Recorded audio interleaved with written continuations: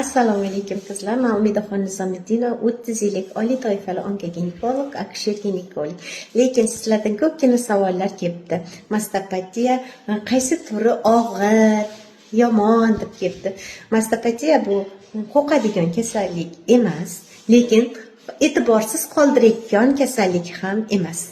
Bu rak oldi kasalliklariga kiradi. Sizda hali bu rak degani emas. Shuni bilingki, men sizlarga aytganman pastdagi videolarda diffuzniy mastopatiyalar, tuguli mastopatiyalar va fibrozniy kistozniy mastopatiyalar to'g'risida gapirganman. Mastopatiya menstruatsiyadan oldin ko'krakda og'rishi bu xavfli emas. Gormonal holat natijasida, shabodalashlar natijasida kelib chiqadigan holatdir.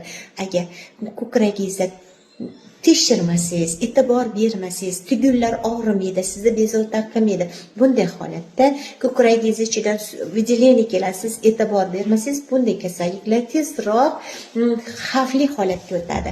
Shuning uchun sizni mana shu tugulli kistozniy mastopatiyalar bo'lganda tezdagina tekshiruv usullaridan o'tib, kerakli muolajalarni qilsangiz, albatta bu kasalliklardan qutulasiz.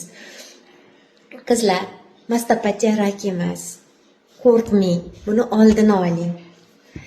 Agar meni videolarim sizlarga manfaatli bo'lsa, obuna bo'ling, yaqinlaringizga ulashing. Tuzalmayotgan ayollar yo'q, tuzalmaydigan ayollar bor. Sizlar albatta tuzala olasiz. Sizlarga ishonaman. Sog' bo'linglar.